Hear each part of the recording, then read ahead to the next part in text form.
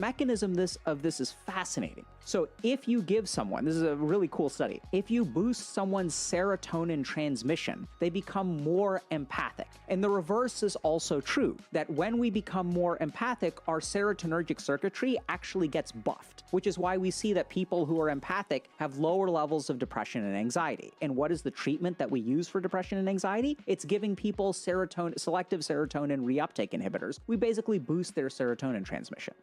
If you want to go to bed on time, it's not even about bedtime. It's about daytime. You have to understand, okay, what is the part of my brain that allows me to sleep or keeps me from sleeping? Because you want to sleep, but something in your brain is not letting you sleep. There are a couple of important inputs that we need to understand. Number one, any kind of work that we need to do, if your brain is not satisfied with what you've done today, it will keep you awake. So this first 4 hours of the day, you need to be as productive as possible. Next thing, any amount of pent-up emotions or stress will activate your mind and has been artificially suppressed. So you want to spend 1 hour just with unstructured mental activity. Next thing is there are certain dietary things that we can do. Be careful about super high-fat diets and have a decent amount of healthy carbohydrate before you go to bed. It's fine. I'm not talking about dessert. I'm talking about dinner. Complex carbohydrates will also leak glucose into your system, and glucose will actually suppress orexin and help you fall asleep. So you want to have maybe a really solid meal 2 hours before bed. And then no devices, folks. Hate to say it, but that's how it is. And this is how people who don't have trouble sleeping sleep. And you're familiar with bro science? No. When you go to the gym and you hang out in the gym environment, there's a lot of guys that walk around to claim that they have the right way of exercising, the right way. It might be the right way for them. Alrighty, chat. Let's get started. Welcome to another Healthy Gamer GG stream. My name is Dr. Alok Kanoja. Just a reminder that although I'm a medical doctor and psychiatrist, nothing we discuss on stream is intended to be taken as medical advice. Everything is for educational or entertainment purposes only. If y'all have a medical concern or question, please go see a licensed professional. So hi everybody. We are going to be talking to the one, the only, the Jason the Ween today. I don't know exactly what we're going to be talking about, but I'm looking forward to it. Jason is a fantastic guy. Really solid dude. Seems like seriously has like a heart of gold. And apparently he's pretty entertaining too. So we're going to hop in with him. Ready to go. And then we'll see if we've got time for announcements and stuff at the end. Let me see if we can get who is. Let's see. Oh my God. Hold on. Chat. This one. This one.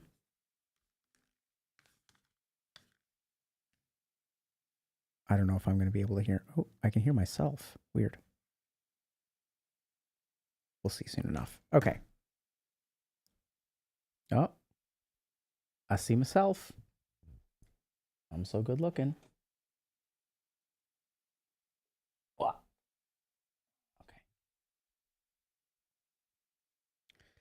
Okay. Yeah, but we'll see if we can hop in with him in just a second. And how y'all doing? What's new, chat? Y'all doing anything exciting nowadays? The voices in your head are your own. This is actually true. I think I think the voices in my head are my own. I know y'all may be being sneaky about it, silly about it. But you're actually correct. So I think I'm hearing myself. And I was reading recently that apparently some percentage of people do not have an internal dialogue. Did you guys hear about this? Did y'all know that?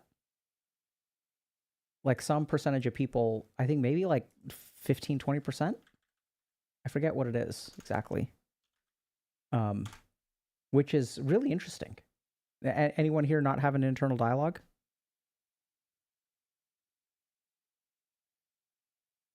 Any non-dialoguers in chat? Wouldn't that be funny? Envy those people. Let's do this. Let's figure this out. This one. And then how about chat? There we go. Did it. Succeeded. Big time dialoguer. Good. Dialoguing hard. People living in NPC mode. Absolutely, dude. Yeah, I don't know. I can't imagine it either.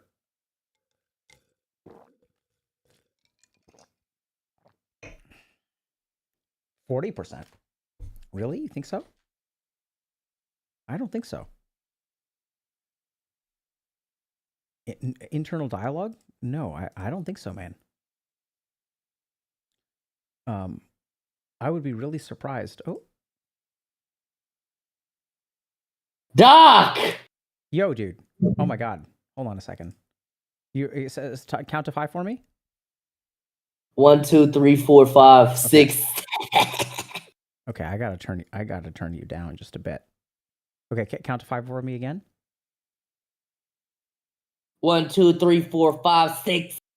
Okay, so I don't see your camera. Yeah, I'm turning it on right now. So. No problem, bro. Dude, what an exciting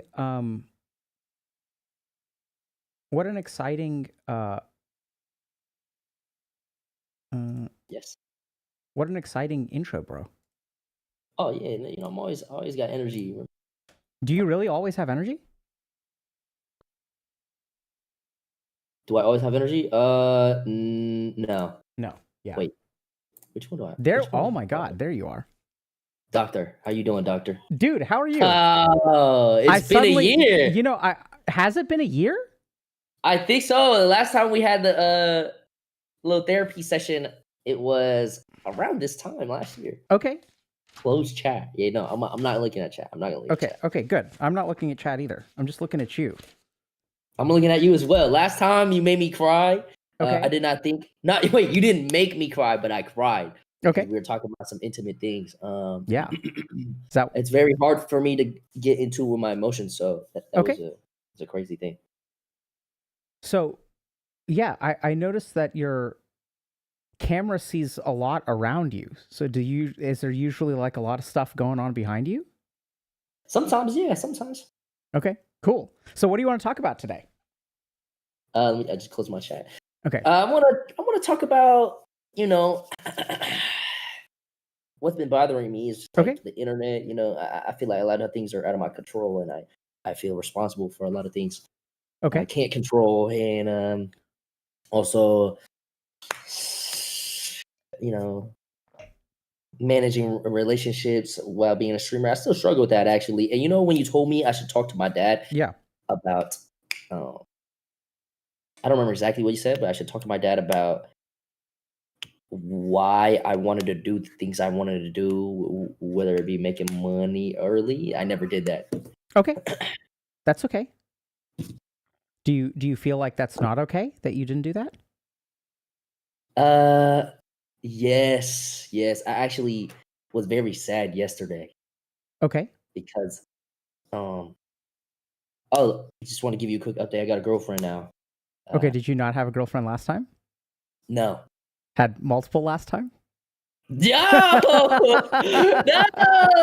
No. Okay, so you have a girlfriend. Yep. Got Congrats, a girlfriend. Bro. Remember we were talking about, I don't know if I'll ever find the one because, you know. Emotions? I don't know who like me for who you are. Yeah. And things like that. Okay. So, can I ask about your relationship? Yeah, I'm an open book, man. So There's nothing you can't ask me about. Tell me about her, bro. Man. Amazing person. Okay. Helps me strive to be better. The way we met actually was very unexpected and random. I didn't expect to be in a relationship at all. Okay. You know? How did y'all meet? We met through a Twitch chat. Okay. It's like she was in chat?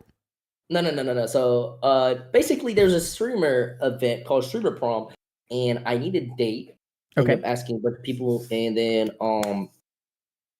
I ended up going to another streamer's chat. Okay. 10. Typed in his chat, yo, I don't remember exactly. I typed in his chat, and then Kaide, her sister, my girlfriend's sister, calls me and is like, yo, why are you typing in 10's chat? Or something along these lines. I don't know. My brain, I have very bad memory. But if I remember correctly, TLDR, Kaide. I asked Kaide, yo, can I go to the streamer prom with your sister Sakura? Horrible. And so did you know? Look, I would like type in Sakura's chat in the past, but minimal interactions. I don't really know her. Like I knew of her. Yeah, so y'all went to streamer. So your first date was streamer prom? I don't know if I count that as a date. Yeah, sure. Okay, fair enough. Like it was like more content, and Okay. Yeah, I don't think it was a date. I think it was more like an experience. First experience together. And what was that experience like? Oh, it was fun. I had fun. It was a roller coaster that night. Emotions were high. Then what does that mean? Got real low. Emotions were high. Yeah, as in like things were happy, things were good. We were dressed up. Then we went to the streamer prom. Then a series of events happened. Then the car ride home was very silent. And then I ended stream. And then I had to go and fix some things. Okay. What did you? Okay. Do you? Well, hold on. What? It looks like something is happening on my end, but no worries. Okay. What is?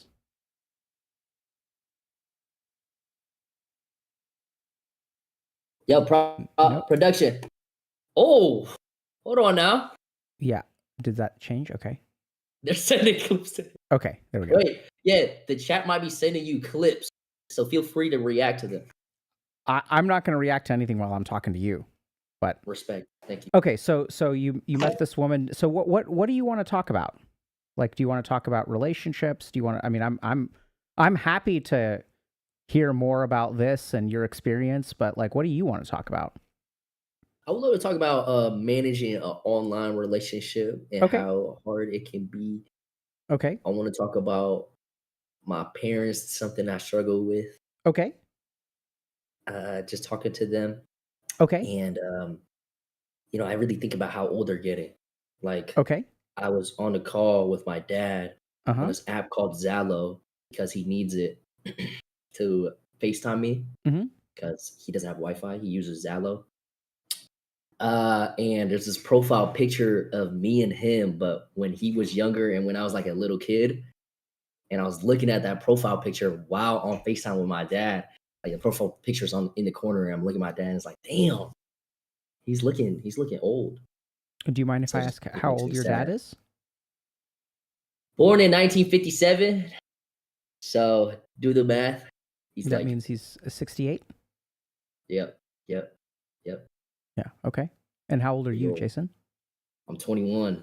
Okay. So he was 46 when he had you. Right? Wait, what? He was 46 when he had you. Oh, yeah. How old is your mom?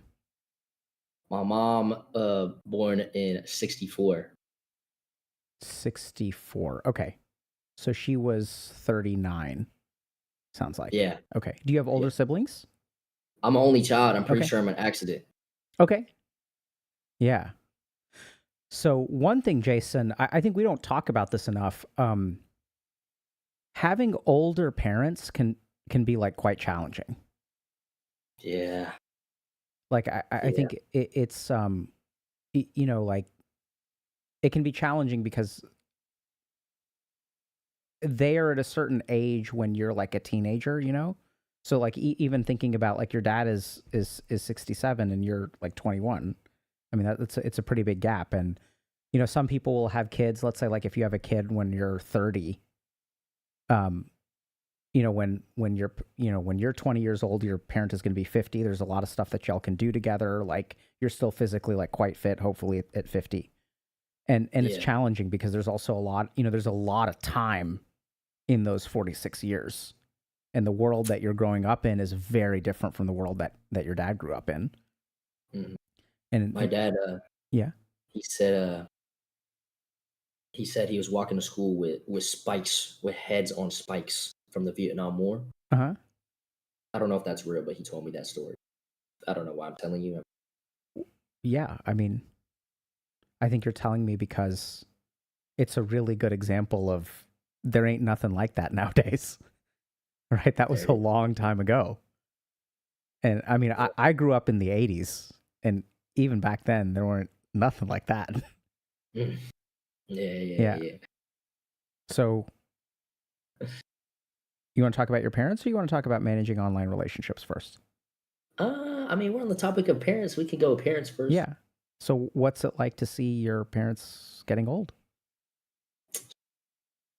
Not good. Not good. To be honest, I cope with smiling because Yeah. I grew up. I didn't really talk about my emotions a lot because Yeah. that's just not how Asian parents operate. Mm-hmm. So if I smile, like, yeah, I'm still being serious. Yeah, you know, it's But it's interesting you said that, because I noticed right then and there how big that smile was. yeah, I mean, You know? I'll be smiling. Yeah. Right? Okay, so Yeah. that's okay. Do you Yeah, Yeah, go ahead. No. yeah, you know, no one wants to see their parents grow old, but as corny as it sounds, was thinking about no. I was thinking about my future. I was thinking about having kids. Um, obviously, I don't want to have kids anytime soon yet, but I'm thinking about this, and I'm like, damn, are my parents gonna see me have kids, or are my parents gonna see me um, do all these things when I'm older? Like, are they gonna be there when I get married? You know, things like that. It's just sad to think about. When you say it's sad to think about, Yeah. how can I say this? I don't know if sad really captures it. Maybe not the right word. No, I mean, I'm sure there's sadness, but what I'm sort of hearing is like, you're going to live your life potentially without them. God forbid. Maybe they'll last till 100, hopefully, and then they get to see all that. Sure. But that's not what I hear you being worried about, right? Yep. Right. So and it sounds rough, dude. Like, you know, because like you have a life ahead of you, and it sounds like you got a good life ahead of you. You know, this whole Yeah. right, and the thought of them not being apart, watching it. What bothers you more? Well, I'm an only child, so I feel like, you ever seen those videos of like the last sibling alive? The sibling saw all his family die, as dark as it sounds. Like, I feel like I'm about to be that person in my family. Because everybody's old as shit in my family. So you're sort of the final person. Yeah, I have to be the one to extend my bloodline.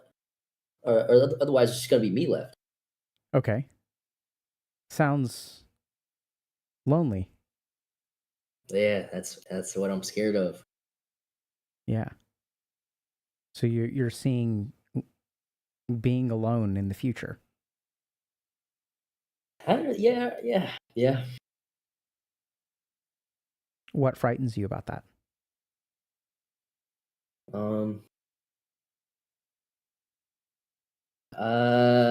Just, I mean, the thought of being alone, I think in general is scary. You know, you don't have anyone to talk to about your real feelings. You're just alone. It's just sad. Do you talk to your parents about your feelings? No, So how's that because gonna? I never did, and I feel like it's hard to, because I don't want to talk about sad stuff with my parents. What do you want to talk about? And yeah, it's just hard to. I never did growing up. Do you want to talk to them about sad stuff? Of course. And I have, actually, but then they end up, my dad or my mom ends up lecturing me about some bullshit, and I just can't be asked. But, you know, I want to. What would you like them to do? Just listen and just, you know, reassure me. I don't know. I get the sense you're really missing something, Jason. Like missing Damn. it in like something's missing in your life. Think so? What is missing? I mean, if I had to sum it up, and I'm kind of tired. I've been traveling for the last week and giving talks and stuff. Thank you for doing this. Yeah, my pleasure, dude. It honestly is my pleasure and my privilege and my honor. But here's basically what I'm hearing. There's a relationship that you want with your parents, and I'm hearing dad more than mom, but we'll get to mom. I am closer to my dad, I think. Yeah, so there's something we all know this isn't therapy, but there's one thing I learned about as a therapist, which is, one time one of my mentors told me it's the parent they don't talk about that's the problem. Oh, I've never heard that. Right? So nice. I know. I'm sure. I'm not saying that it's I'm not saying that either of your parents is the problem, but what I mean is, like, for example, when someone comes in, oftentimes what happens in families is one parent kind of takes point, but the other parent is kind of around. So I'll give you an example. Not saying that this is happening with you, but sometimes you'll have an abusive parent. And what'll happen is, a patient will come into therapy and they're talking about their abusive parent, right? Because they got abused, right? Duh, right? But really where the money is oftentimes there's a lot of hidden resentment towards the good parent. Because, dad used to hit me and mom let it happen. So mom picked up the pieces afterward. And so sometimes it's hard to get past it to really heal until you sort of acknowledge that. And that gets really hard, right? Because you had one protective parent and one not protective parent, but the protective parent didn't protect you enough. But the thought of having resentment towards your good parent, there's so much conflict there. Does that kind of make sense? Mm-hmm. So anyway, we can maybe talk about your mom, but I'm kind of curious. So here's what I'm kind of getting from you is that you want a certain kind of relationship with your parents, and you don't have that relationship. You don't know how to make that relationship, and time is running out. Indeed. So this sounds like a very serious problem that has a certain amount of urgency, but also doesn't have a deadline. And those are sometimes really hard to deal with. Yeah. I don't know what to do. I don't know what to do because I don't want to go to them and talk. Or not that I don't want, but I feel like I can't, because when I do, they end up just telling me or just like pushing me off. Can you give me an example? I was talking to them about. I did mention how they're getting old, and they're like, and I asked them, "Do you want me to have a grandkid soon?" Like as a joke. And my parents are obviously like, yeah, but focus on your life first. Like basically saying like, don't worry about it, just do you, and don't worry about us. I don't really know how to talk to them about how I really feel. And how do you really feel? I mean, I just feel like I said, just that I'm gonna lose them one day, and they won't be able to experience the life I have ahead of me. Because I want them to experience it with me. And my dad also recently he was like, I'm about to move to Vietnam and just like retire out there and die out there. I'm like, all right. I was like, okay, because I would support him because he was asking me like, can I get a house out there so I can just retire, and one day when I'm not able to like work, just peacefully be out in Vietnam. How do are you? You're talking about? And wait, so I'm a bit confused about pronouns there. So he wants to move out to Vietnam? Yeah, like when he said like when he doesn't work anymore, or when he can't work anymore physically, he's just gonna go out there and live the rest of his days out in Vietnam. And I just have to support that because I don't want to move to Vietnam. But How do you feel about that? shit, it's sad. It's sad. But I'm happy for him at the same time because I'm able to Jason, do you get him a feel house out anger? there. Anger? Nah, I don't feel anger. In I general? just nah. I just kind of Okay. accept it. Okay.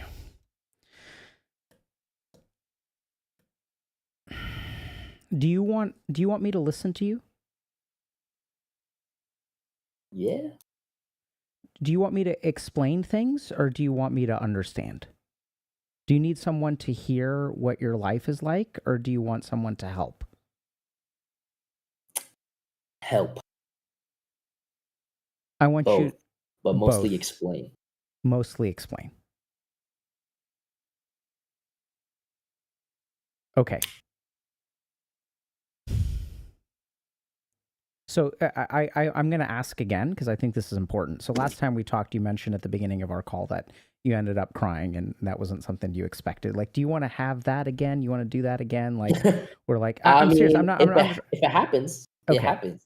So But yeah, like I don't think that if that's what you're looking for, I want you to close your eyes for a second and think about why we're talking, right? What is it that you want at the end of this conversation?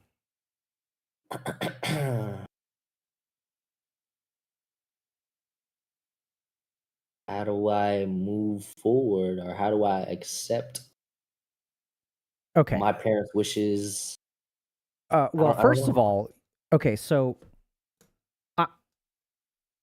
I'm gonna do a little bit of older brother energy, if that's okay. Okay, Okay, that's so like fine. not like psychiatrist, not like not like professional colleague. Like, so let's talk for a moment. And I love you, bro, and I actually love your Thanks. parents too. But let's talk for a moment about how fucked up this is. Okay. Okay, I have a daughter. I had her when I was like early 30s. Okay, my older daughter. I cannot imagine. Like, so you have such a limited amount of time with your parents, right? Like you're 21 years old. You got a girlfriend. I do got a girlfriend though. And like, you know, your life is like you have a like I can see you're very happy with some parts of your life. And you know, you're on this upward trajectory like ain't no one want kids at 21. You know, so like you have time to, you know, get to know this person and maybe this is the person that you have kids with, maybe not, who knows. You've got exciting horizons ahead of you. And your dad, not only do you have a very limited amount of time, let's say he's got hopefully he's got 30 years left, maybe he's got 10, maybe he's got 20. But this guy, not only do you have a very limited amount of time with him, but he's going to cut it even shorter, move his ass over to Vietnam, leave you over here. Damn. Yeah, I didn't really think about that. Yeah. Right? So I'm going to teach you something especially about men. Mm-hmm. So when men have too much unexpressed anger, it turns into sadness. Damn. And when people don't have enough sadness, it turns into anger. There's basically an alchemy between these two emotions. So you're seriously telling me, so this is how fucked up this situation is. Mm-hmm. Your dad is not like, you already have a short amount of time and he's cutting it even shorter. He's like, I'm gonna go live my life out there, get wrecked. You just fend for yourself. Okay, but I feel like, you know, he's done a lot for me. Like he moved out here for me, and the least I could do is respect his dying wish. Dying wish? Not dying wish, but like, you know. Right? So now we get to the real, this is going to get worse, bro. Cuz it's like he did you a solid, so you got to do him a solid, but he's still gone. Like I get the logic of it. I get the transactional nature, like you give me $1, I give you a donut. I get you. Right? He made sacrifices for you, so you're going to make sacrifices for him. But that's what you owe him? Is that what you want? No, it's not what I want. But I owe him that. Yeah, I owe him that. So let's be clear, right? There's a big difference. And this is the thing, man. Like, he's your dad. If there's one person on the planet, two people, that the whole point of being a kid is you get to ask them for what you want, right? They're the only people on the planet that are supposed to love you unconditionally. They're the only people on the planet that aren't supposed to be transactional. That's true. And he wants to leave you.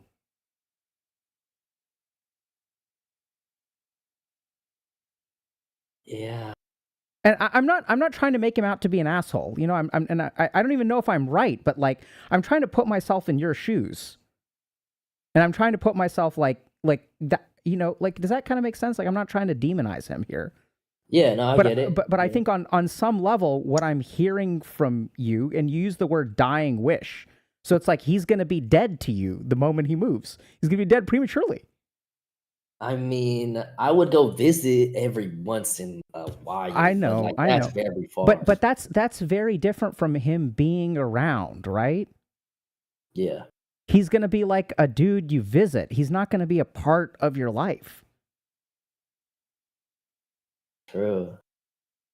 How does it Very feel to hear me say this? Not good. Not good at all. Not good. I didn't really think this deep into it. I kind of like when things happen, I kind of just like accept it and brush it off. Yep. Yeah. So that's what we're going to change because we're going to try to help you. Right. And we're going to give it a good shot. Like we're not going to let this end this way. Right. I think the reason you reached out is because you don't want it to end this way, but you don't know how to change it. True.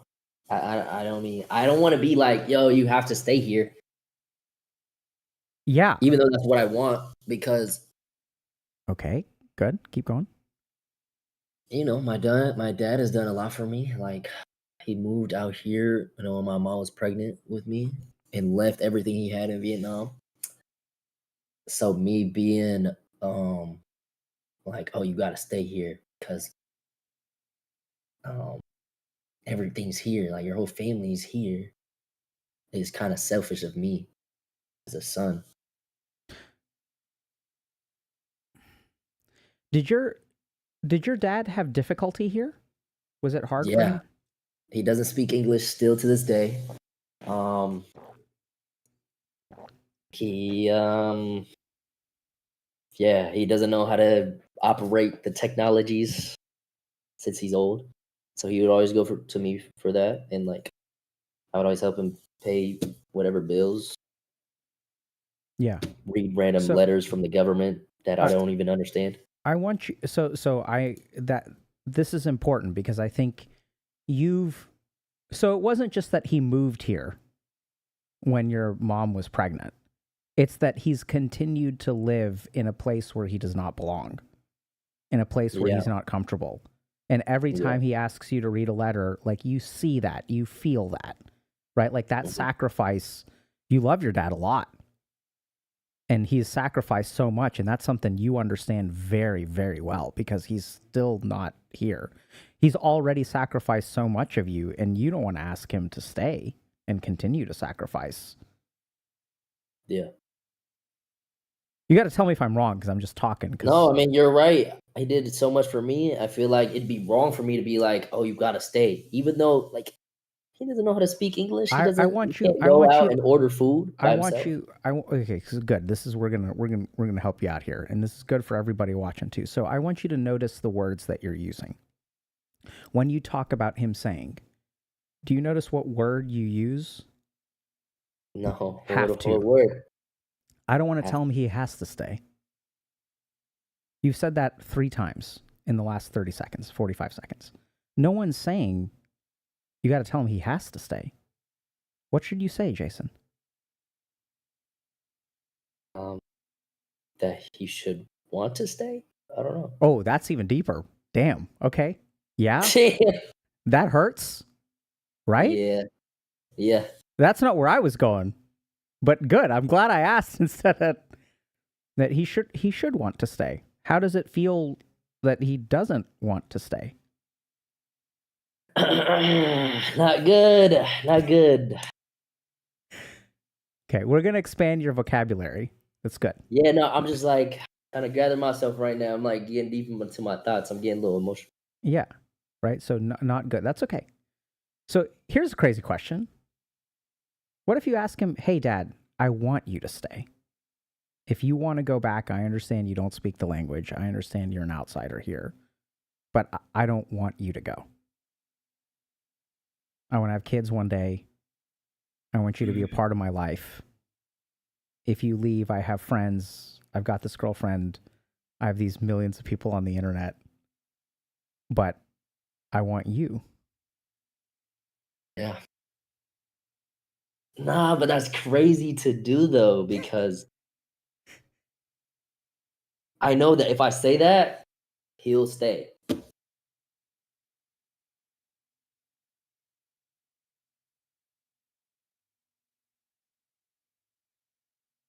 What's the problem with that? Damn.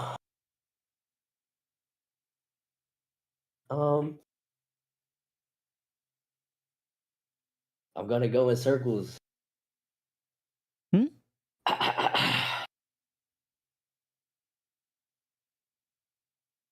You're going to go through. I didn't understand what that means. I mean, he sacrificed a lot for me, so I want him to live the rest of his life the way he wants to, not the way I want him or want him to live. You know what I mean? Okay. How you holding up? You doing okay? You got me. You got me.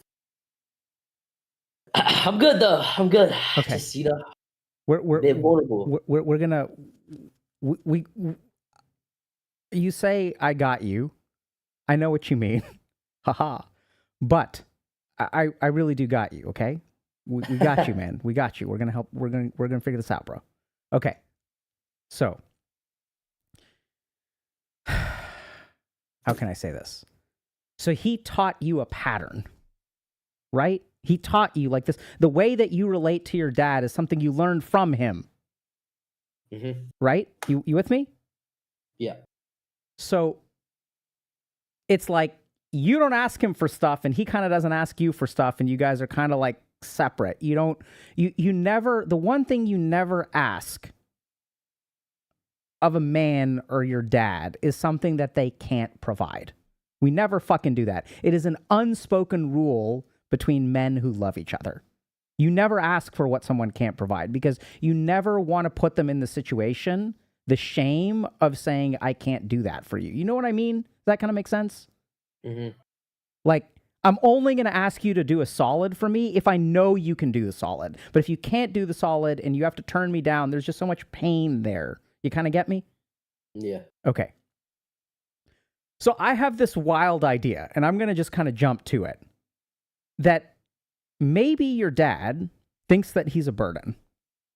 Maybe your dad, every time that he asks you to read something because he doesn't speak English, you see the sacrifice and he thinks, oh my God, I'm holding my kid back. Oh my God, my kid is doing so well and I'm just holding him back.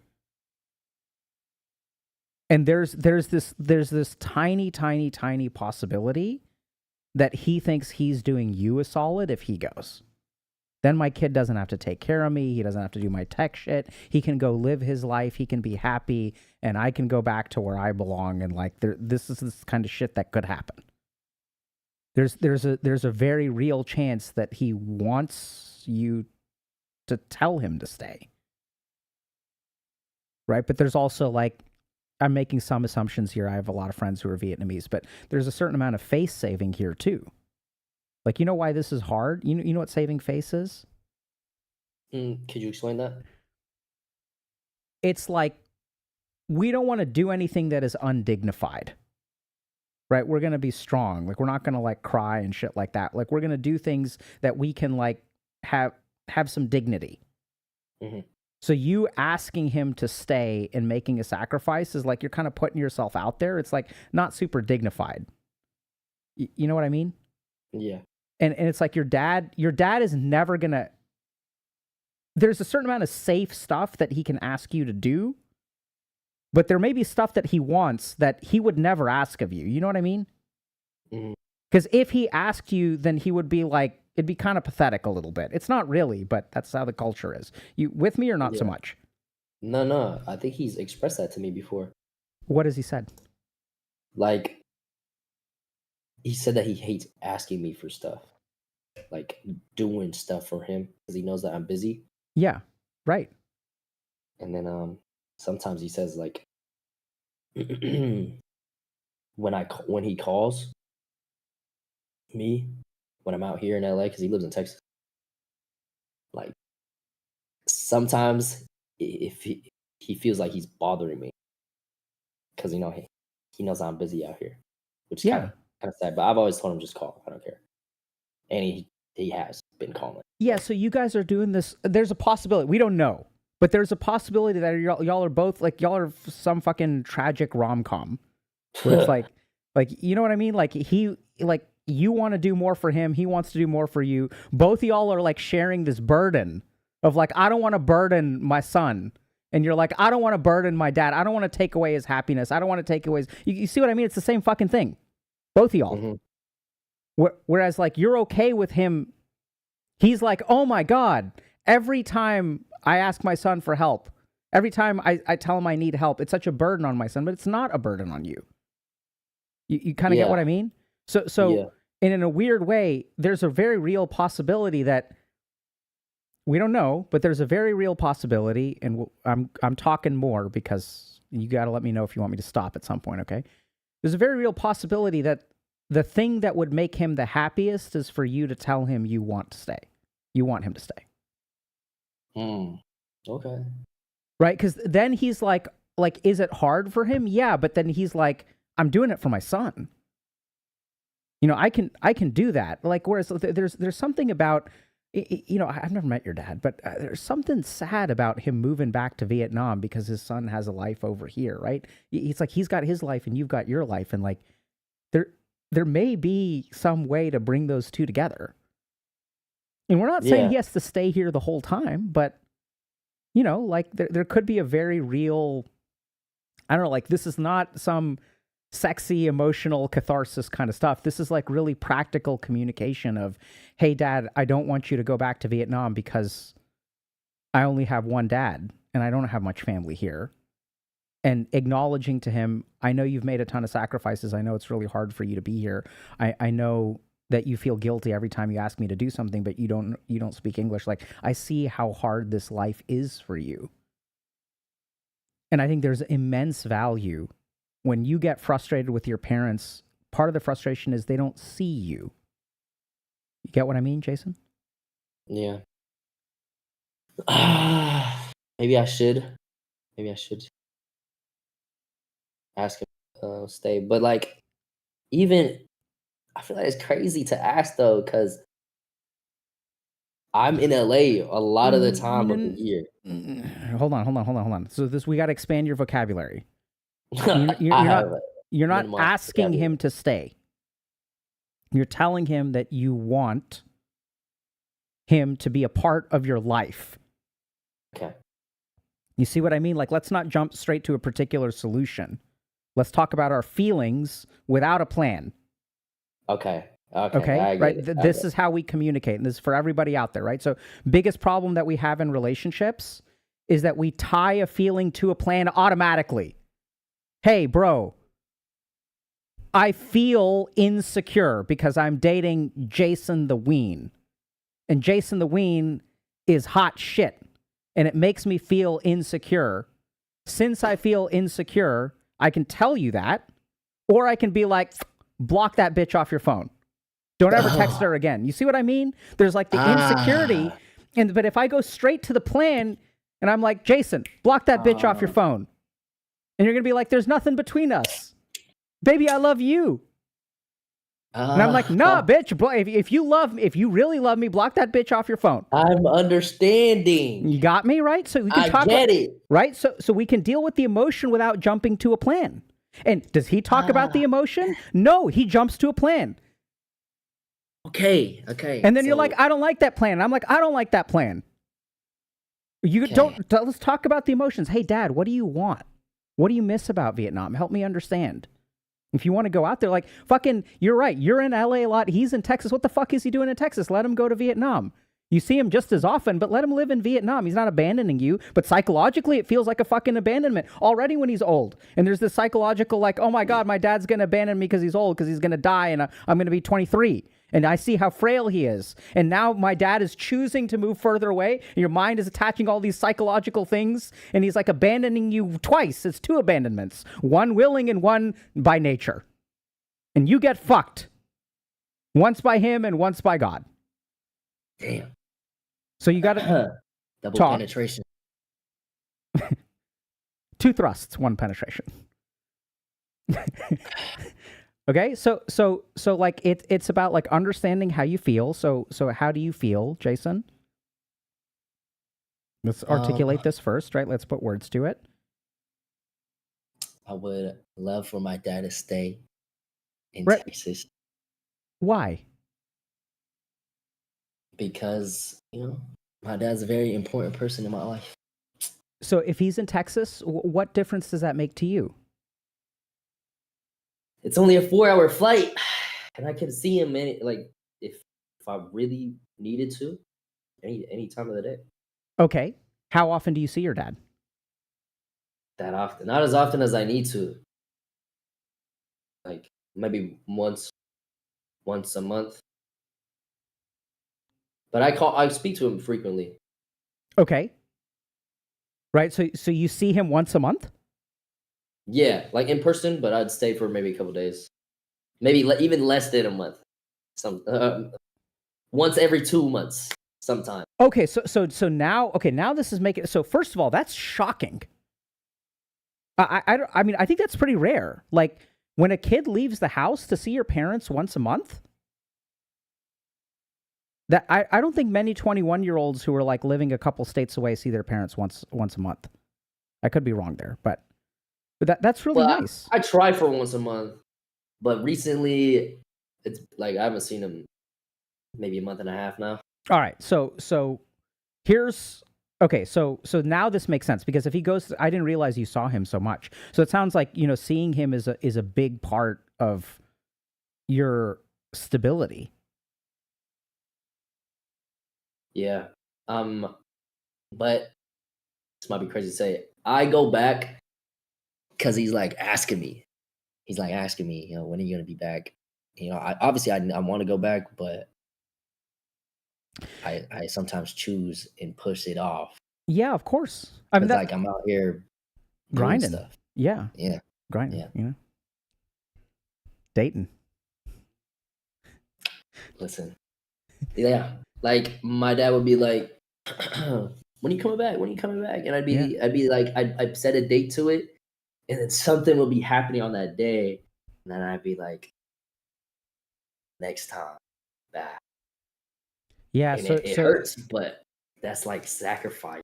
I don't know. No, I'm with you. So, Jason, here's the biggest thing you got to do. Like, I think like this is right now you're trying to solve this problem, right?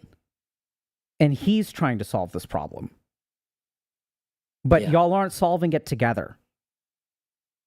That's the biggest problem here. Right? So I think it starts with like, hey, like, I know you want to move back. I know you don't like it here. I know I'm busy.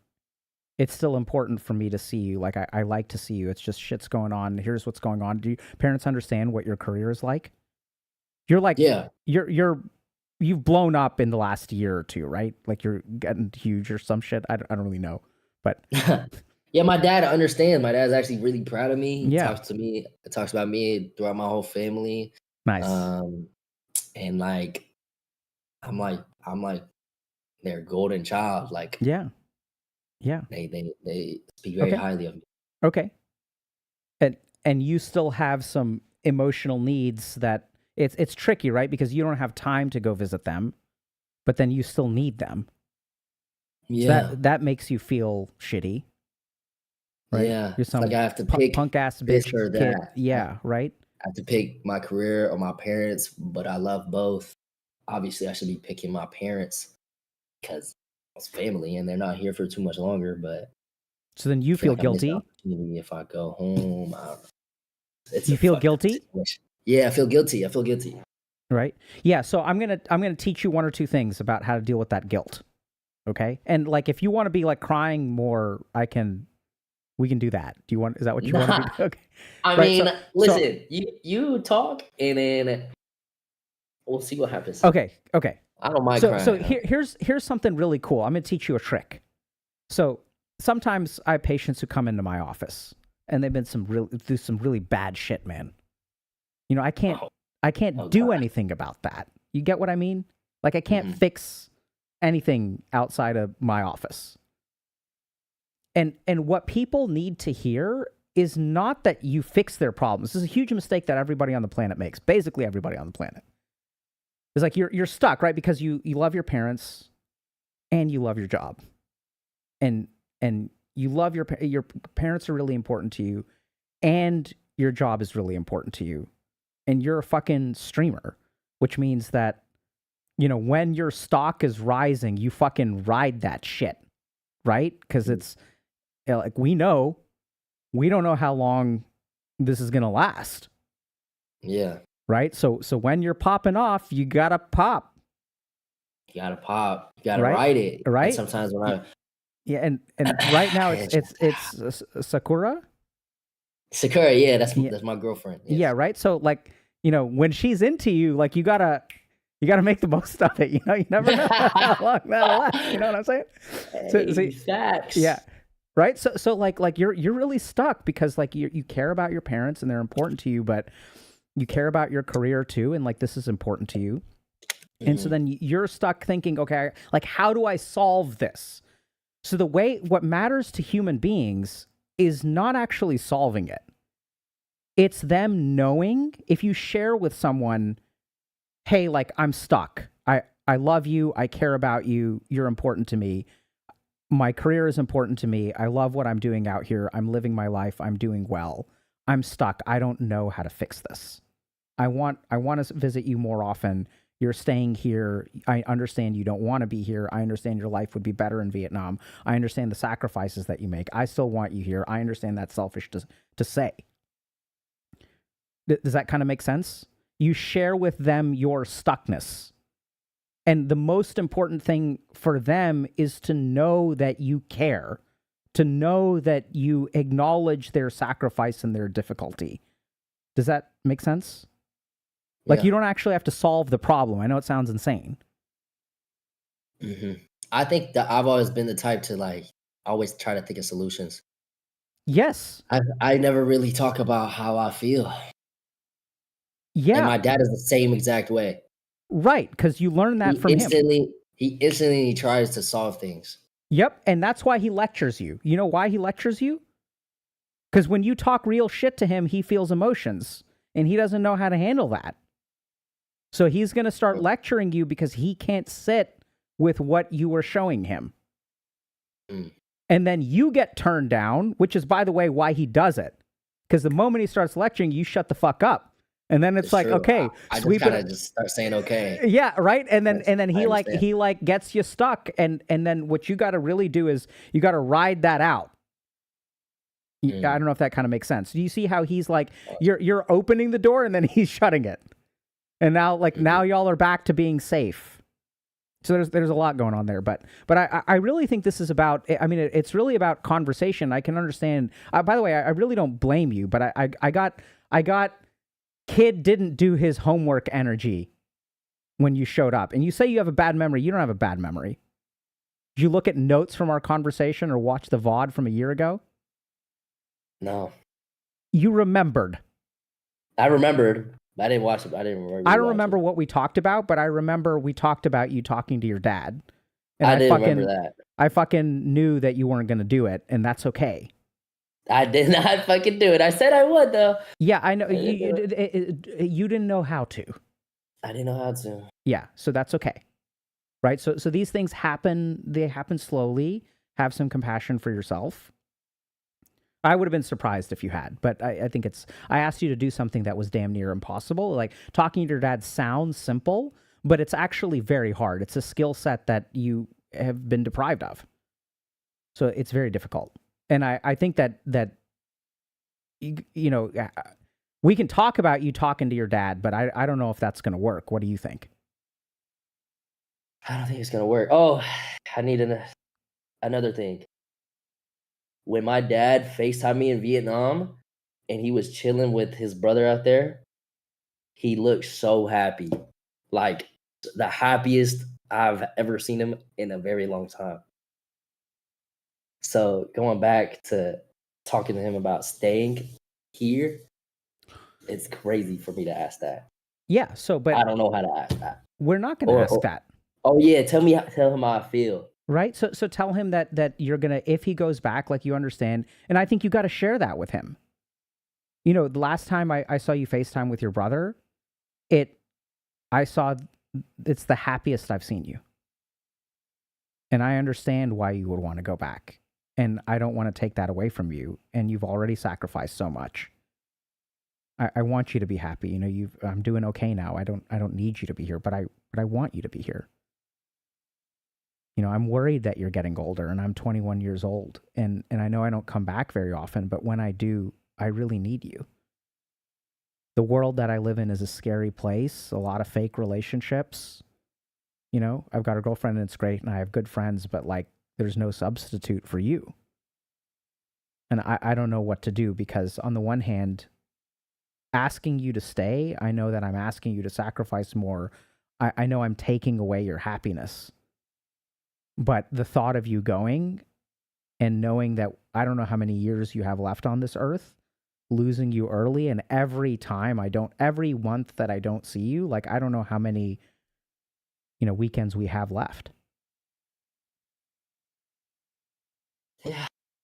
What is that like to listen to when I say it like that? I'm just trying to think of my dad's reaction to me saying that. Yep. I don't know how he would react. Very good. Right? So this is what's important about that. If you don't know how he would react, that means y'all haven't had that conversation yet. You kind of get what I'm saying? So this is like that's exactly the conversation you need to have, and it's unexplored territory. Right? So and then you can get to solutions. It's going to kind of, you know, you may stun lock him a little bit, because he knows, like, when you come at him with the feelings, he's like, I'm going to give you a lecture, right? So paper, rock, scissors. This ain't paper, rock, scissors. This is something else. You know, so and that's kind of the point, right? That's the conversation that you need to have. And sharing with him that you feel selfish. I mean, he's your dad. Like, he'll you know, you guys sounds like you have a really strong relationship at its core. Mm-hmm. And even kind of telling him, I don't know what the right solution is. Like, and I think there's probably some practical middle ground of very, very meaningful interactions that are a little bit less rare. You know? I am going to have that conversation with him. And I know I said that last time, but I actually am this time. I'm just gonna tell him how I feel, and hopefully I don't get lectured. If I do, then well, so GG's. you can also tell him, hey, Dad, like, I know you may like lecture me after this, but like, you know, I want to know how you feel. I don't want to know what the solution is. Like, you know, you can ask him, when I say this, what is it like to hear it? So I know it's kind of weird. Like, I'm asking too much of you too fast, Jason. So sharing all that shit all at once is hard enough. Mhm. But then writing out the lecture. So practically what you probably want to do is just write out the lecture. Right. Right. So don't shut off and just listen. What you need to understand is when he lectures, that's like your equivalent of a smile. Right? Right. So he feels a lot of negative emotion. He doesn't know how to. So he stops, like it hurts in here. So he starts operating from up here. Let me fix this problem for you. Because if you fix the problem, then you're not going to have the negative emotion. Then I don't need to sit with the negative emotion. You with me? If you're not with me, let me know. Okay. No, I get it. Yeah. I get it. It's his way of coping. Well said. Lecturing you is the ultimate copium of an Asian parent. True. Right? True. So we just need to be a little bit careful about that. You got to kind of write it out. You got to be mentally prepared for that. Do you miss your dad? Yeah. Do you tell him that? No. So, you know, some. Mm-hmm. Yeah, I should tell him. I don't know why I don't. Does he miss you? Yeah. Does he tell you that? Me. Yeah. Yeah. Right, and then there's a lot here, man. There's guilt, there's sadness, there's anger. You still have anger? You get access to anger, or not so much yet? No, I don't see it. I don't feel anger. Okay, we'll get there. Talk about your mom. No. No, I'm kidding. No, but I think it's important. I mean, as part of your journey, you know, you need to not need to, but there's a 95% chance that you need to unlock a little bit of that anger. It can be anger towards yourself, even when you feel guilty. Are you angry with do you beat yourself up? Do you say you're a bad, ungrateful son and shit like that? No, I really don't feel the angry emotions. I just get sad. I'm never the type to get angry. I feel like most okay? Yeah. So not everybody is like this, but oftentimes. So Freud said, you know who Freud is? I do. Okay. So Freud said, I don't know. I'm not trying to say you're dumb or anything like that. I just don't know what, you know, there's some 6-7 business going on right now. I don't know what the fuck that is, but my kids are doing it all the time. So Freud said that depression is anger turned against the self. So when we feel a lot of sadness, sometimes anger is, there's just a relationship between those two. That's okay. But I wouldn't jump to having a conversation with your dad. Like, I think you should have one, but don't commit to it yet, right? Like, sleep on it, think about it, see how it feels in the light of tomorrow.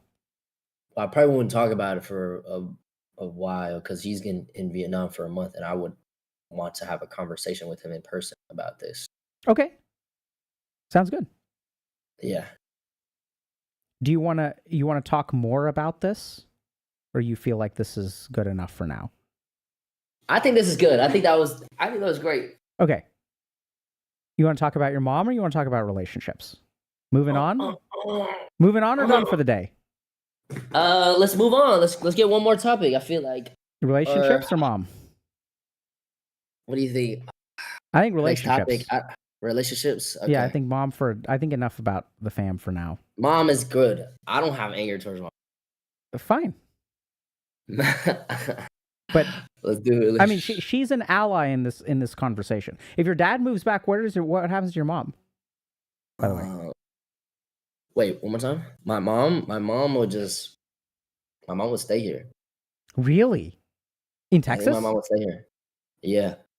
Because my mom's side of the family is in Texas. My dad's side of the family is all in Vietnam. This gets complicated, man. This is like this gets complicated. So I wouldn't jump. You know, it's easy for me to listen to you for 15 minutes and bestow upon you my divine wisdom. But the truth of the matter is, when the rubber hits the road, it's way more fucking complicated than we're making it out to be here. Yeah. And so I think it has to happen slowly, and like, you know, it's fine that we talked about it a year ago, but I think it's okay. Go slow. You've got a little bit of time, but don't, just because it doesn't have a deadline doesn't mean that you shouldn't be like grinding at it. You know what I mean? Yeah. Okay. So tell me about relationships. What's the deal there?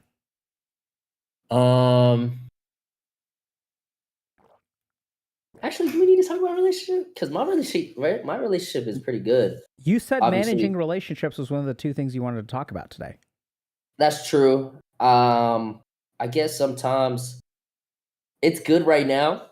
Obviously, there's been a bit of hiccups that were showed online, but that was the past.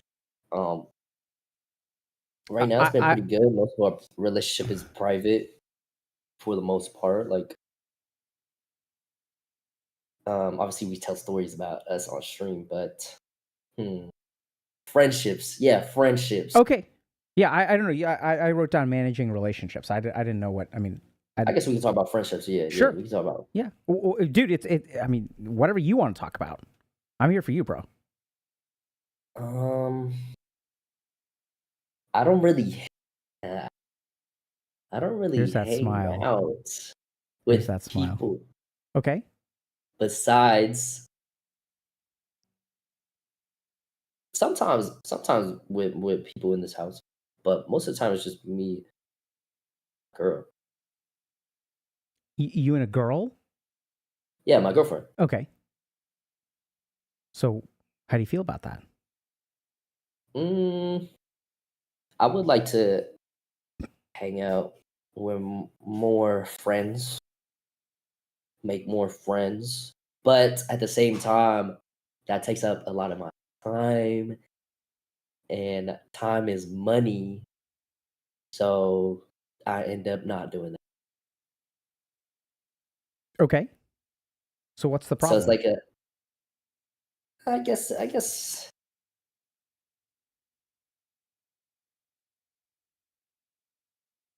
a lot of the times, the thing I struggle with, same thing with my parents, is picking my career over my relationships.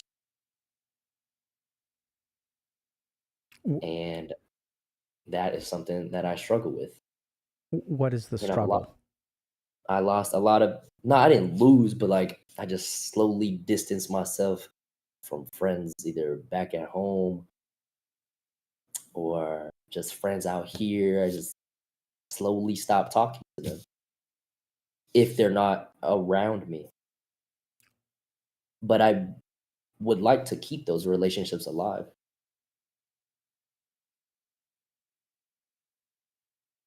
Does that make sense? It's like kind of. No, I think it makes sense. I'm trying to think about how to respond. So, can I think for a second? Yeah. I pieced out on my day ones. Well, I don't know what that means.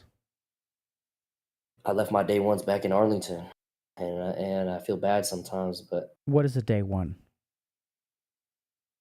Like people I was friends with before I was a streamer, before I was who I am today. How do you feel about that?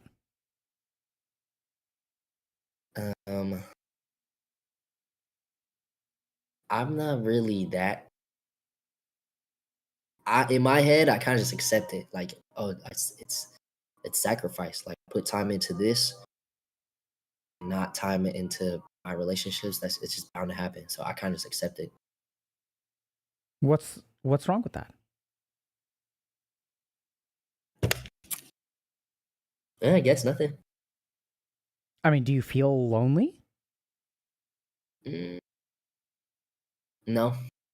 Do you feel like you should prioritize friendships more? Yeah, yes. Yeah.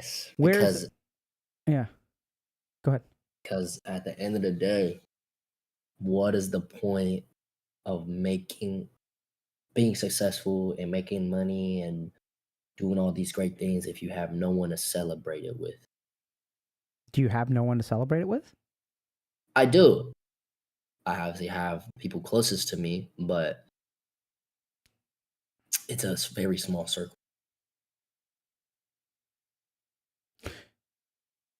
Do you feel guilty, or do you think that you should behave differently? I think I should behave different. Okay. So this is one of those things. I don't where feel it's- guilt. okay. Yeah. Okay. Yeah. So we gotta. This is gonna be a bit different. Okay. So we have this idea, right? Is that narcissism? Other people will think it is, but it's not, in my opinion. Okay. Okay. We'll get to this. So let's just think through this. Okay. So you said you're 21, right? I am 21. Yeah. How long have you been streaming? Around like maybe 3 years now, 2.5 ish. Okay. 3 years. Do you feel like you're better than your friends? Friends as in who? Like the people back at home? Yeah. Or people outside of this space? Yeah. Like the people that you should be more friends with. Do you feel like you're better than them?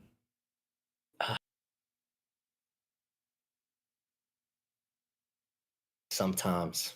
Okay, good. But I know it's wrong to feel like that. Why is it wrong to feel like that? Because we all bleed the same, we all shit the same, we all are just humans. Okay. All right, this is going to be different, Jason. No tears today. No Okay. tears. Okay, yeah. I mean, maybe not, but so I think there's this weird. Being honest, I'm being honest. Yeah, good. I think it. So a narcissist, by the way, would not give the answer that you gave. A narcissist would say, absolutely not. I'm not better than them. We're all the same. You said, I feel like on some levels I am better, but I know that's not true. A narcissist would behave in a way that makes them look good to the outside. Does that make sense? So let's talk about narcissism for a second. People who are narcissistic are fundamentally usually insecure. Okay? That's why they need everyone to tell them that they're great, because they don't believe it in here. So I need everyone around me to think I'm great to compensate for not feeling great deep down. So a narcissist, it's way harder for a narcissist to admit, right? So if you've ever had a narcissist in your life, or people who are watching, like, like they can't ever admit that they have a bad feeling. Like if you tell a narcissist they're arrogant, they won't say like, yeah, I'm arrogant. They'll say like, I'm right. Like I'm not arrogant, like whatever. But so I think that it can feel, and we live in a society where we don't acknowledge like a couple of truths. So the first of those is that we all develop at a different rate. And if I look at my friends, like I had friends that I used to play with on the street at school. I mean, when I was like growing up. And then I had friends in high school. And then I had friends in college. And then I had friends in med school. And then I had friends in residency. And the truth of the matter is that generally speaking, you separate from your friends.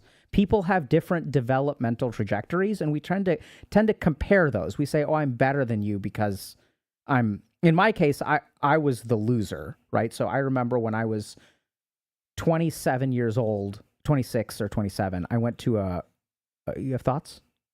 No, you just Okay. 26, 27. Okay. 6'7"? That's 6. Okay. I don't know what that is. Man. All right. Anyway, so I remember like I went to a Christmas party, and it took me 5.5 years to graduate from college. Damn. And I had a friend who went to an accelerated medical program where she started med school at the age of like 18, and she was done by 24. So I was 27. It took me 5.5 years to graduate. I had applied to med school for 2 years in a row, got rejected from 80 med schools. And so we met one day, and I was asking her, what are you up to? And she's like, I'm almost done with my residency training. I finished med school 3 years ago. And I was like, well, fuck, I'm applying. And it's like, we used to sit next to each other in class, and like, I am so far behind her. Like it's like not even close, man. And so I think one thing, and I used to be butthurt about that. Like that used to really bother me, where I was like, oh, I'm such a fucking loser and she's so far ahead of me. But then over time I realized, I don't know if this makes sense, but I won't go there, but that's just the way things are. right? So like if I'm behind her, that's an objective statement of fact. It doesn't mean I agree with you that we all bleed the same blood and we're all human beings at the end of the day. I don't think a human being on its most fundamental level is more valuable than another human being. But 21-year-olds who have an established professional career that are also arguably in the top echelon, top tier of that career. So you have a career and you're very successful within that career. If you take the 10 million influencers on the planet, you're like probably in the top 1%. Right? So you are different.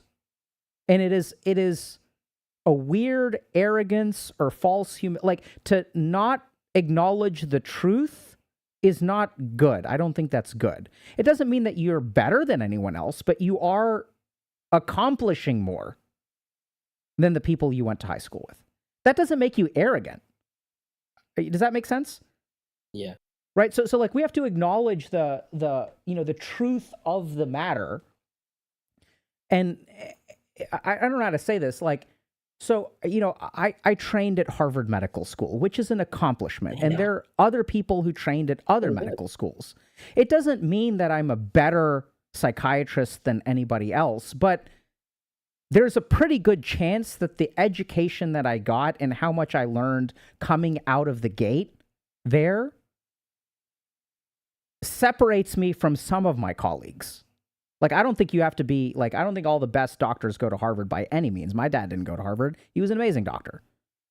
And so I don't think I think there's some nuance here that's important. It's like we tie these two things together. But I think one thing that is really hard for a lot of people is understanding that many of us grow past our friends. And it's a harsh thing to say. I'm not saying like we're better than them, but like some people just get their shit together.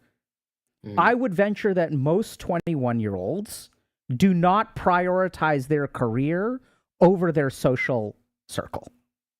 And you do. You make different choices, which means you end up in a different place. It doesn't mean that you're better than anyone, but it does mean that your life is different. And it means that your peers will change. So I played a lot of video games with people when I was failing out of college and all this kind of shit. And then, 20 years later, I'm in one place, they're in a different place. Our places are not comparable by any means, by any objective standard. Yeah. Does it mean that I'm better than them? No. But I think I lived life better than they did. I made choices that were different. Now I've come to also understand that I was luckier. Really, that's a huge part of it. Right? So I had certain support systems and opportunities that I absolutely took advantage of. But I think it's stupid to compare because it's like everyone's circumstances are different. Or do you still have friends back in like high school or college?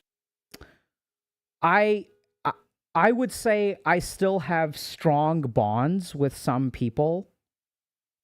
But I would say that I see them exceedingly rarely. I see them once a year or less. So I think we just all have our own lives. I'm a little bit older than you, so it's a little bit different, right?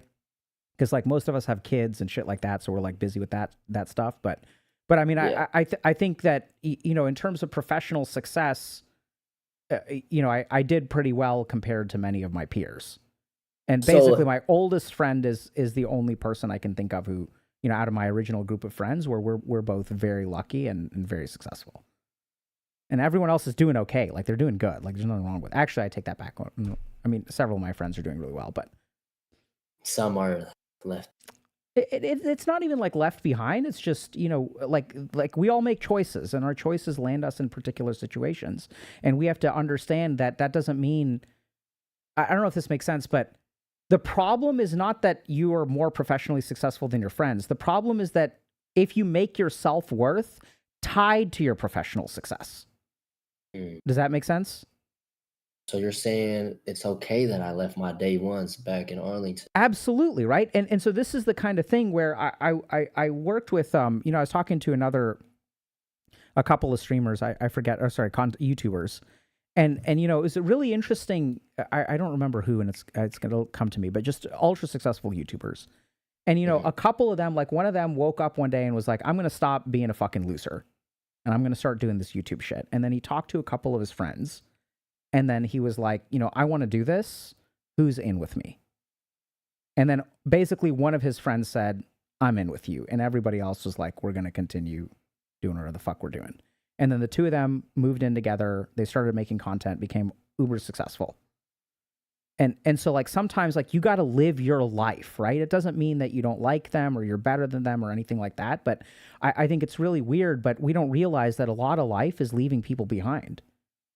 As we grow and as we change, you know, sometimes it's sad, but sometimes that results in divorce. Like we got married and we used to be particular people when we were 24, and 10 years later, we've turned into different people. We're not the same people we were. I continued to grow and change and you did not, and we're not a good match anymore. I started working harder, you started working less. And sometimes that works and sometimes it doesn't, and that's okay. And so I think if you don't feel bad about it, maybe they will think you're a prick. But unless you're actually behaving like a prick, that's on them, not on you. You're not responsible. This is every narcissist's prayer. I'm not responsible for the way that people's opinions of me, right? But seriously, it's like, are you a prick to them? Do you behave in a way like, do you show up and you flex and you're like, oh, y'all are fucking broke and I got all this money, and like, you know, if you're acting like a prick, then you're acting like a prick. Understood. But if it's like, look, you're 21 years old and go ahead. Nah. You fish. I was just gonna be like, yeah, I feel like that makes sense. Yeah. What you're saying makes sense to me. Okay, thank you. So, I mean, you basically just reassured me that, you know, I these think are normal human decisions. Yeah, and I'm not. I would say what you're experiencing is developmentally appropriate. So I think where you are, I think if you want to make friends, you probably don't. I think you would be surprised at how strong friendships can be if they're significantly older than you.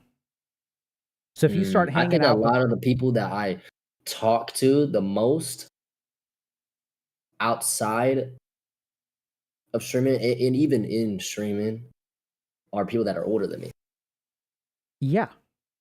Like, because I feel like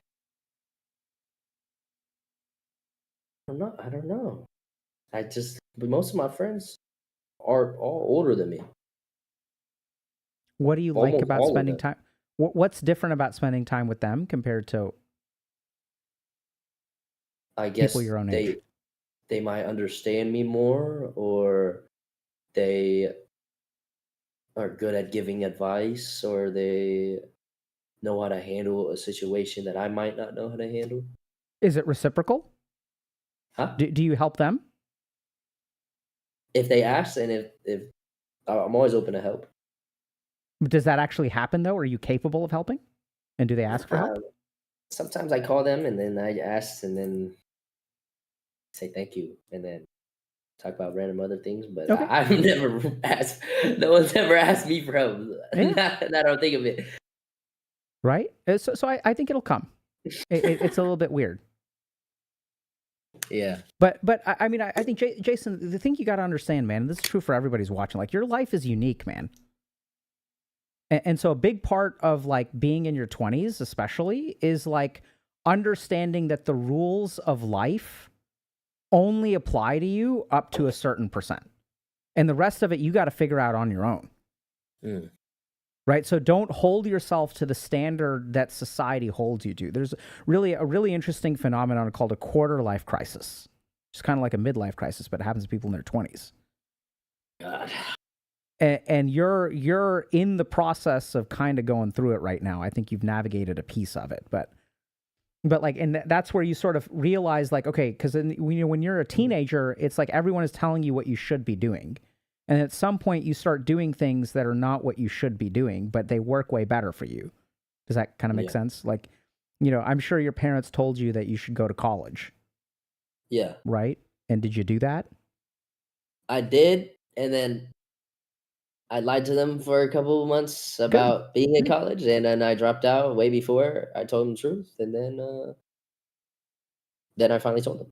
Right. So like, I think like, so you got to live your life, man. And if you're feeling guilty, that's a little bit different because that could be a signal. That doesn't make you a prick. It just means that maybe you're like aligned. Like we don't, maybe you're a prick and we don't realize it. But I think like if you don't feel guilty about it, like this is, I'm hearing a lot of like, oh, I should be this way, but I don't really want to be this way, and I'm not really bothered by it. That's the energy I'm getting from you right now.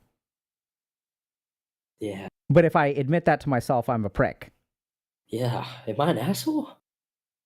I don't think so. Oh shit. But we could ask other people, right? Like I really don't think you're an asshole. I think you're just a kid you're an outlier. You know what that is? Yes. Okay. Right. So you're a statistical anomaly, which means that, and that doesn't, and maybe that makes people like, there are fucking people on Reddit who are like, I'm a statistical anomaly. Like, but I don't get that energy from you. I think you're just different, and it's hard because the script of regular life may not apply to you. And I think more people, and I hope that people who are listening to this, being a successful streamer is not a prerequisite for being an anomaly. Like, you can be unsuccessful too and still be an anomaly. The rules of society work for like normies, dude. And we're not normies. And we got to stop trying to live like normies because it ain't working. Understood. I get it. And if you feel alone, then you should reach out to people, and like, if you want to hang out with people, like, I think you should get professionally connected. Like, you should, that's good. Like, hang out with people, learn. And I think it's good to talk to other people. I mean, even before I met my girlfriend, I would not hang out with anyone off stream. Just occasionally hang out with like the face guys, but every night, most of the time is. Do you want to hang out with people? Huh? Do you want to hang out with people? Sometimes I get lonely. Before, this is how I felt. Before, I was like, sometimes I'm lonely. I want to hang out with people, but most of the time, I kind of just turn on like a show or anime and just watch it until I go to sleep. After like I'm done streaming for the day. Yeah, I think that's fine. Yeah. I mean, I remember when I was when I first moved to Boston, I didn't know anyone, and I was like, oh my god, like I don't know anyone. I need to make a bunch of friends. And so I like joined a bunch of like clubs and shit like that. And then about 2 weeks in, I was like, wait, hold on a second. I don't know anyone. I don't have a social life. And maybe I can just hang out by myself for a year and like not interact with other humans. So I'd go to my work. I got a job. But other than that, I was just by myself. And I think it was one of the best years of my life. Like, it was great. Actually, I take that back. Recent years have been way better, but it was great. I mean, I think some of us are just not wired to always be socially hanging out with people. And I think solitude is very, very good. It's very healthy. So if you don't feel lonely, so solitude and loneliness may seem like the same thing, but they're not at all psychologically. And so if you're kind of in this period of like solitude, like stick with it, man. Don't be a prick. Well, but I'm not going to be a prick. Oh, I'm going to try not to. Good. Yeah. Right. So even that was a really good answer. I don't know if you caught what you did there. Did you catch what you did? I'm not going to be a prick. And then what did you say after that? You said, I'm not going to be and then I said, forgot. You said, I might be a prick. Right. You said, I at least I'm going to try not to. I'm going to try not to be a prick. Yeah, right. So here's the cool thing. People who acknowledge that they may fail at being a prick, those are the ones who aren't pricks. It's the people who are sure they're not a prick. Right? And sometimes you'll see this on places like Twitch when there's drama between streamers. And when there's drama between streamers and they get into beef, they're like, I ain't the prick, they're the prick. That's how it is, man. Yeah. That's how it is. A lot of drama. Yeah. I think you're just living your life, man. It's okay. Your problems, you'll deal with them. Ask for help. Good job. Thank you, Doc. You're very welcome. Enough for This was today, very- or yeah? Yeah. Yeah. This was great. Good. Man. I wish. So, I just need to cut me out of this. I'm sorry? I need to have that conversation with Bah. Okay. That's very important to me. Yeah. But I know that I will maybe hold it off for a while. But I need to do that. That's a conversation I got. Yeah. So yeah. Well, I have some thoughts. Let me sleep on it, and I'll shoot you a quick DM if that's okay. But Yeah. But I think yeah, I think, you know, if you have some hesitation, take some time to think through that. Mm-hmm. But yeah, good work today, man. Thank you, Doc. This was amazing. All right. Good luck. All right, have a good one. Yeah. Take care, buddy. See ya. Same time next year. Sure. All right. Take care, man. Bye. Peace. All right. Yeah, you know, so what I like about talking to Jason is I really think, as unusual as the situation is with him, I think that this stuff about parents is huge, man. So I've been debating about, like, I've been thinking about this, like, just making a video, doing a lecture just about the psychological impact of having older parents. I think it's very challenging. I think this is one of those things that we don't really talk about explicitly, but I think is huge. There's all kinds of stuff around death and abandonment and you know, death is just so much closer. Watching your parents, so like I'm watching my dad passed away 14 years ago, but like watching your parents get older is hard. It's way more manageable when you're like 40. Like I'm watching my mom get old, but she's 40. I'm 40. Right? So it's like I'm getting old. Watching your parents get old while you're getting old is like somehow easier.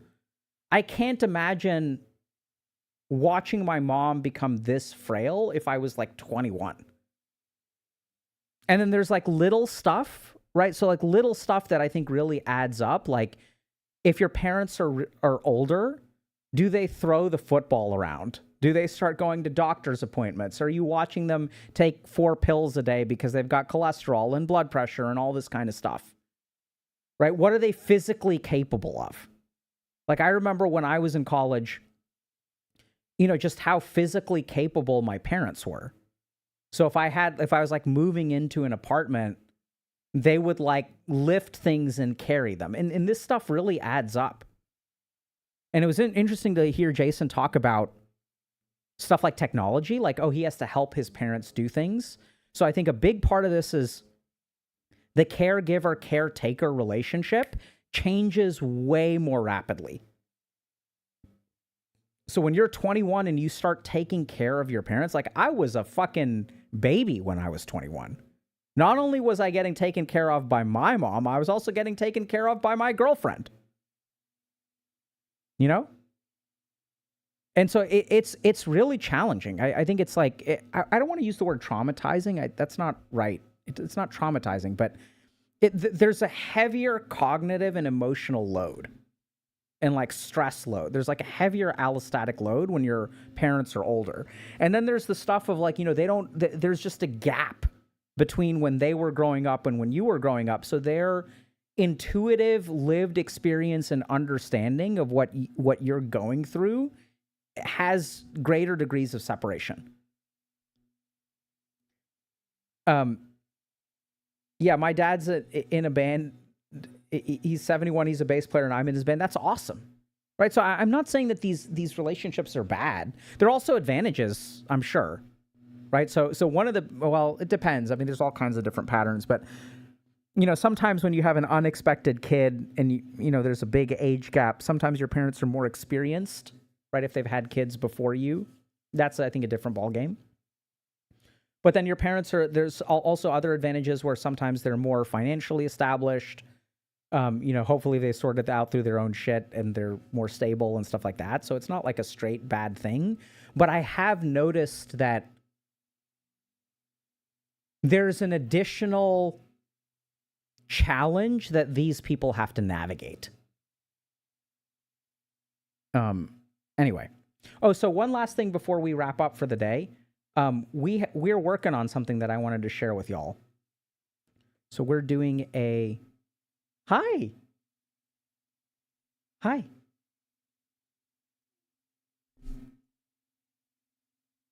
Hi, sweetie. I'll be with y'all in a minute. Yeah. Yep. Okay. Okay. So we're working on something.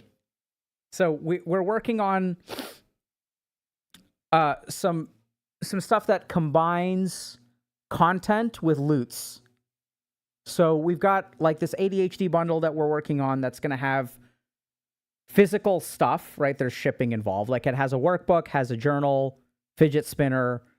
We've been trying to put together meditation kits for a little while, so that hasn't quite worked. So this is something we're still working on. Just to let y'all know, like, you know, this is kind of what we try to do with stuff.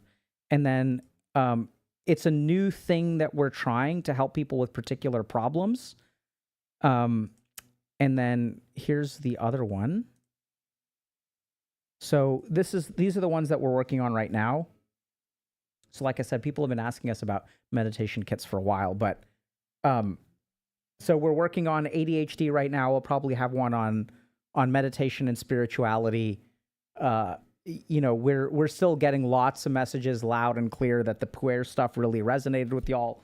One other thing that I'll tease is I have my next archetypal lecture in the works.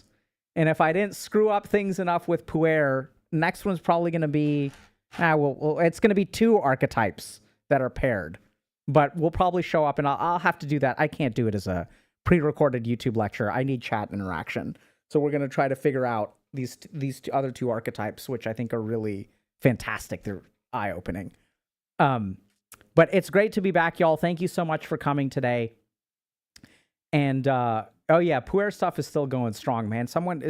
I've been traveling. I was touring in the Northeast, and you know, people came up to me and were talking to me about puer. So yeah, we'll see. You guys think hero sage? I think not, but we'll see.